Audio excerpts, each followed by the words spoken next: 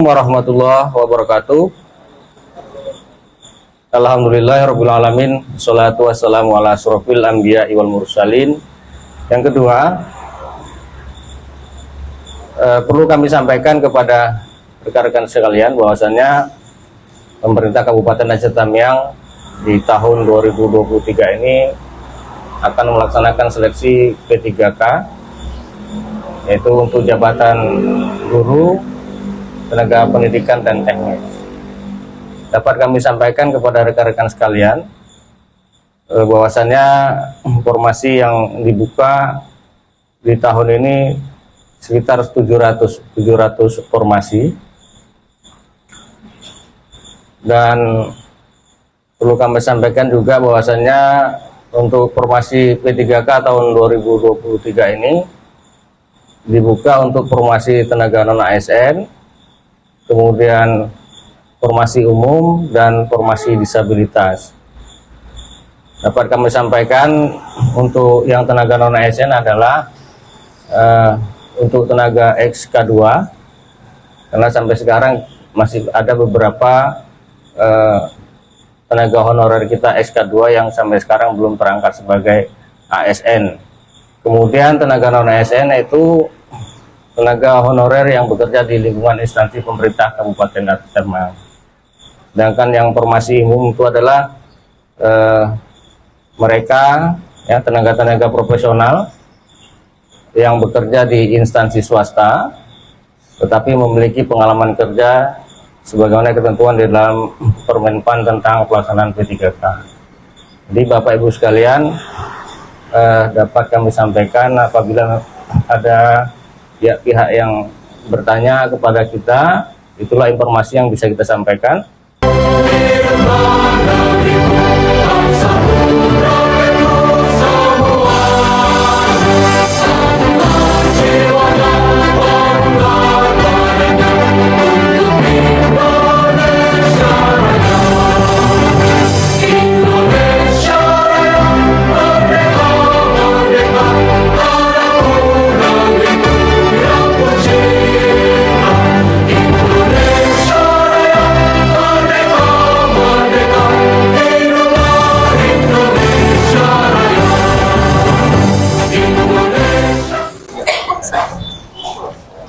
Kak. Video kemarin banyak yang nanya. Yang mana tuh? Itu yang video CSN kemarin. Oh, yang seleksi P3K. Yaudah tanya Pak Bit aja dulu yuk. Yuk.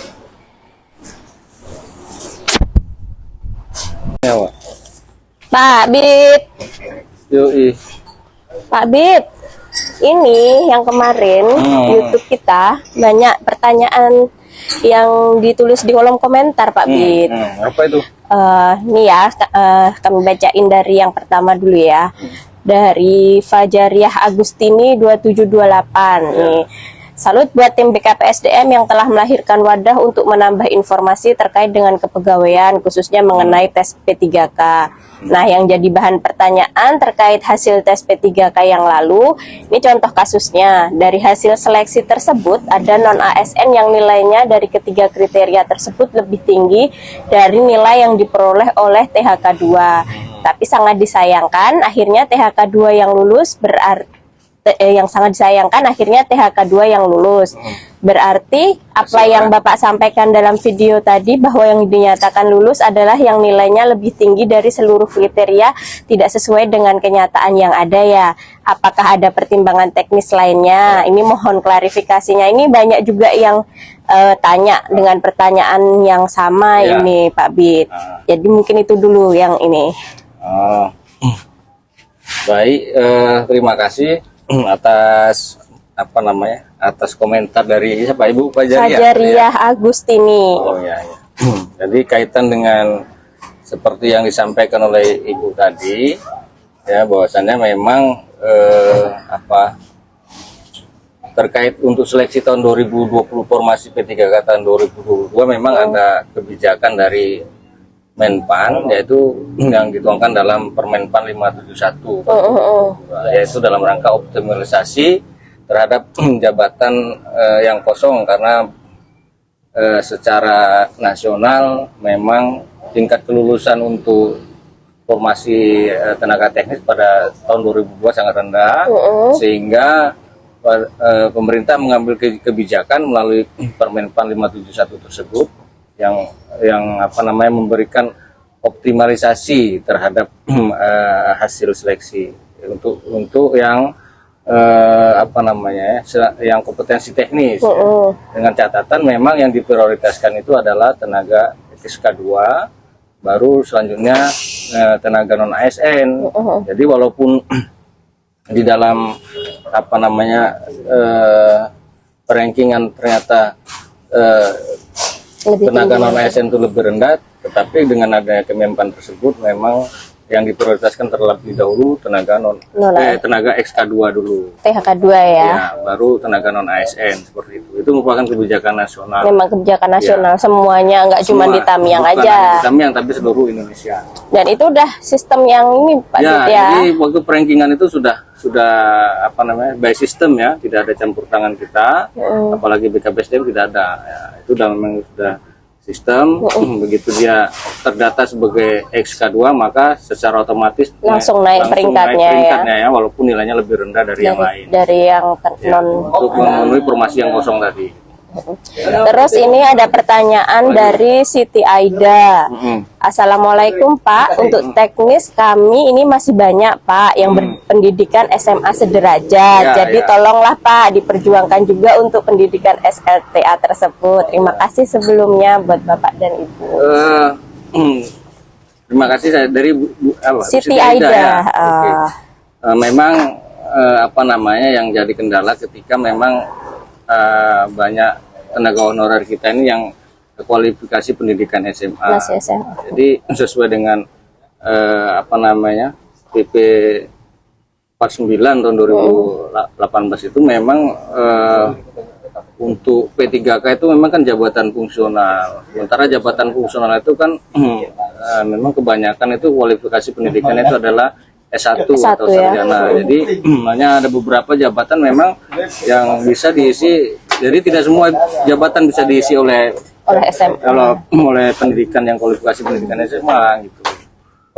Memang kita ada tahun ini memang ada beberapa jabatan yang kita buka ya. Mungkin di tenaga pemadam kebakaran yang apa namanya membutuhkan kualifikasi pendidikan SMA. Yang lainnya memang dari terampil dan ahli ya, berarti diploma 3 dan S1 gitu. Terus ada pertanyaan lagi nih dari Akang Sandi. Izin bertanya Pak, nomor satu untuk tenaga teknis sekolah ada nggak ya Pak? Kayak operator sekolah sama tenaga pustaka. Terus untuk sekolah swasta bisa untuk melamar ya? Ya. Baik, yang pertama kami coba jawab kaitan dengan yang di sekolah ya. Jadi sesuai dengan apa namanya Permenpan kaitan dengan pelaksanaan seleksi Permenpan 649 ya, saya baca tadi tahun 2023 memang diberikan kesempatan ya kepada tenaga non ASN kita untuk mengikuti seleksi P3K sepanjang memang formasi itu dibuka. Jadi tidak usah khawatir kawan-kawan di sekolah ya, kalau memang ada jabatan yang kosong nanti atau ada jabatan yang dibuka dan sesuai dengan kualifikasi pendidikan dan apa namanya dan kriteria pekerjaan yang dilakukan oleh rekan-rekan yang ada di sekolah, ya silakan untuk mendaftar gitu. Dengan catatan memang untuk tenaga non ASN ini memang harus bekerja. Kalau yang non ASN harus 3 tahun berturut-turut ya, nggak boleh terputus. Gitu. Jadi silakan untuk mendaftar. Memang kalau nggak salah memang ada tenaga Pranata komputer nanti akan kita buka, memang di dinas pendidikan, tapi akan kita alokasikan nanti atau kita tempatkan nanti di sekolah-sekolah yang ada. Silakan mendaftar sepanjang memang kualifikasi pendidikan itu sesuai ya. Jadi setiap jabatan itu kan tentunya ada kualifikasi pendidikan. Jadi harus disesuaikan. Kalau nggak sesuai ya nggak bisa juga ikut gitu. Itu kalau lihat kualifikasi pendidikan ada di mana, Pak? Nanti di pengumuman ada itu. Di pengumuman Jadi udah misalnya langsung seorang tertera ya. peranata komputer misalnya, jadi kualifikasi pendidikan misalnya diminta S1 komputer, kemudian S1 teknik komputer dan lain-lain. Mungkin nanti akan lihat di pengumuman itu akan muncul kualifikasi pendidikan apa yang dibutuhkan yang sesuai dengan formasi yang dilamar. Oke. Terus Ada lagi. pertanyaan dari Ainun. Pernyataan sih Oh sebenarnya. yang tadi itu ada tadi pertanyaan apakah sekolah Oh ya, Pak, untuk sekolah swasta bisa untuk melamar. ya Ini silakan seperti saya sampaikan tadi ya, silakan sepanjang itu memang yang bersangkutan memang bekerja dan sesuai dengan pekerjaan, kemudian kualifikasi pendidikan juga telah sesuai, ya silakan mendaftar. Jadi kita terbuka ya. Itu adalah yang namanya formasi umum. Masuk Jadi yang ke di yang swasta itu formasi masuk umum. dalam formasi umum. Dan harus dibuktikan dengan surat Ya, keterangan sepanjang telah memang bekerja formasi yang ya. kita buka itu untuk formasi umum. Ya, silakan untuk mencoba untuk mendaftar. Ya. Oh ya. Nggak pesen kopi. Oh ya, Hmm. Kak Ita. Ini kopi kantin Nah, Kak Ita. KS4 nih. Minta kopi lah satu, Kak.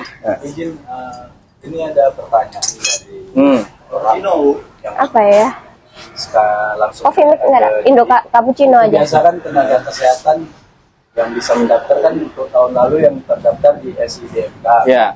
Kemudian yang kalau tahun ini dibuka untuk umum itu gimana Pak persyaratannya? Yang apakah dia juga terdaftar seperti sebagaimana yang saya sebutkan tadi atau tidak? Kalau yang yang di swasta dia tidak terdaftar dalam aplikasi SIDMK. SIDMK itu hanya untuk mendatangkan tenaga kesehatan yang ada di instansi pemerintah. Tapi mereka bisa ikut sepanjang memang yang dibuka itu adalah formasi umum. Nanti dibuktikan dengan surat keterangan pengalaman kerja di mana dia bekerja selama ini. Berarti intinya tidak harus terdaftar di SIDMK, tapi Ya. dia sudah bekerja. Iya, Sebagai sudah bukti bekerja. pendaftaran Iya, itu. iya, iya.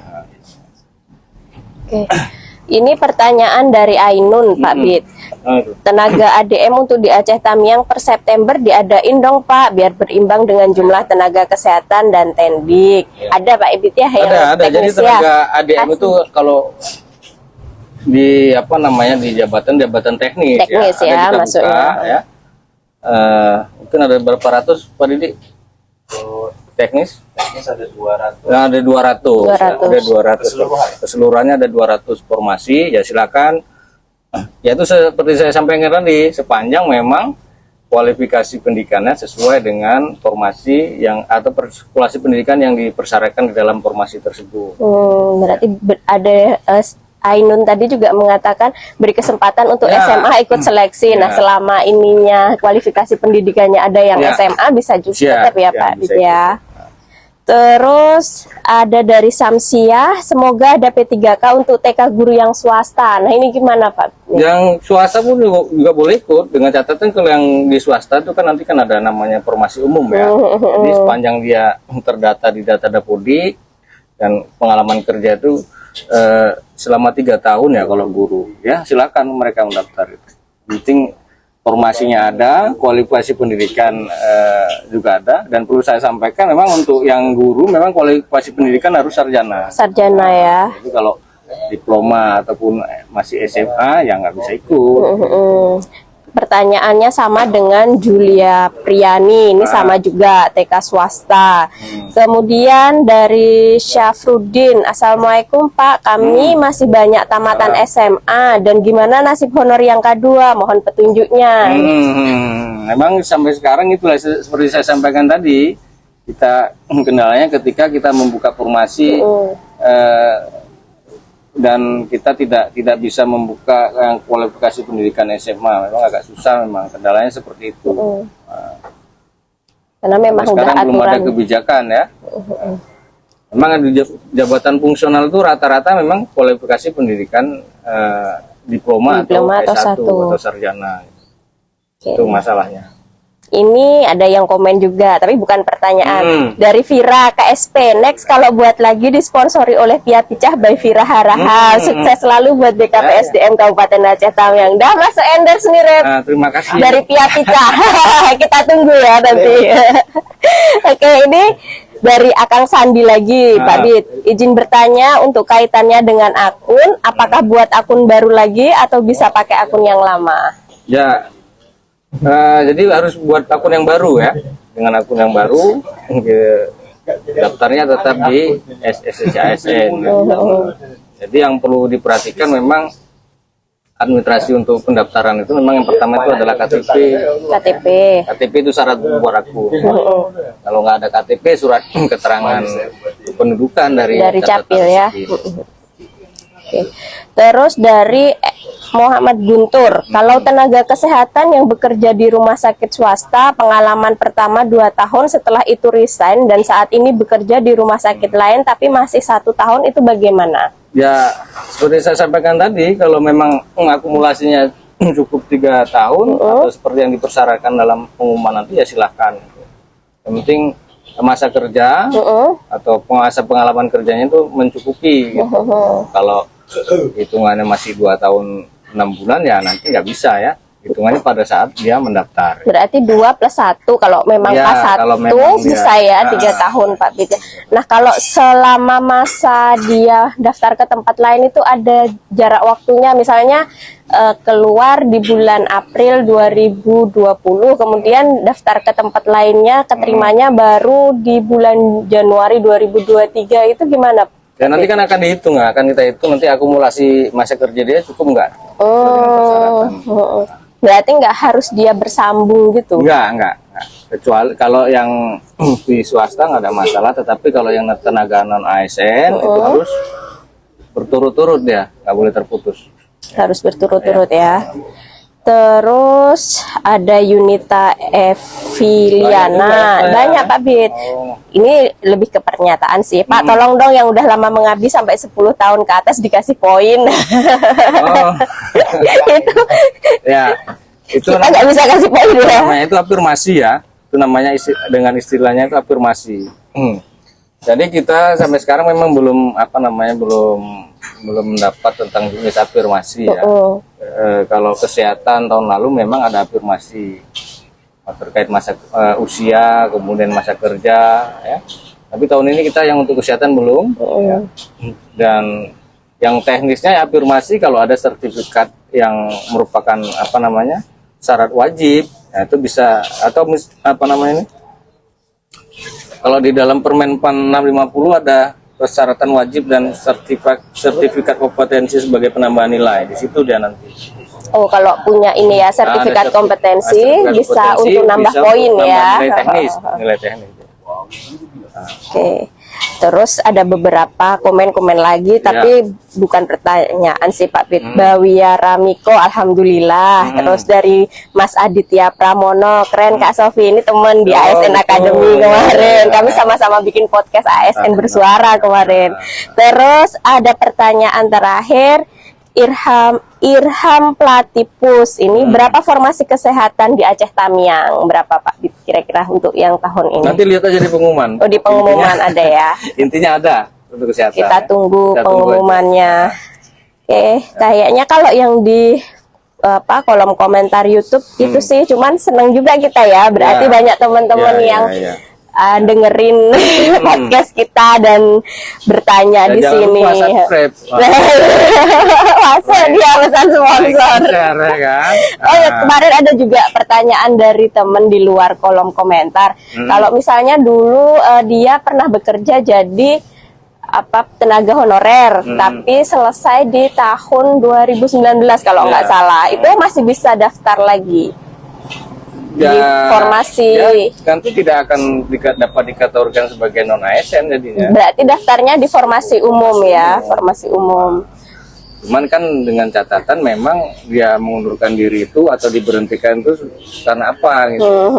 Kalau diberhentikan karena pelanggaran disiplin, atau diberhentikan dengan tidak hormat, ya mohon maaf memang nggak bisa. Tapi kalau mengundurkan dirinya baik-baik masih bisa ya. Kalau untuk formasi umum batas usianya berapa Pak? Sama ya, sama. Namanya P3K ini dia paling tinggi itu 1 tahun sebelum masa usia pensiun. Jadi mungkin 57 atau 56 lah. 56, jadi kita perhitungkan setelah nanti misalnya lulus diterbitkan SK, diterbitkan NIP-nya mungkin 1 tahun lah. Jadi paling tinggi itu. Paling tinggi itu ya. Jadi kalau masih ada yang umur-umur di bawah itu masih, semangat dan masih semangat. bisa Masih ada kesempatan ya. Oke. Tapi pada pertanyaan lagi Bang Didi, Bang Ami? Nggak ada, Ya. kosong. Udah, ini waktunya ngopi dulu bentar. Terima kasih. Makasih. Ya, tetap Dadah. semangat. Tetap Ya. sehat dan semangat ya teman-teman.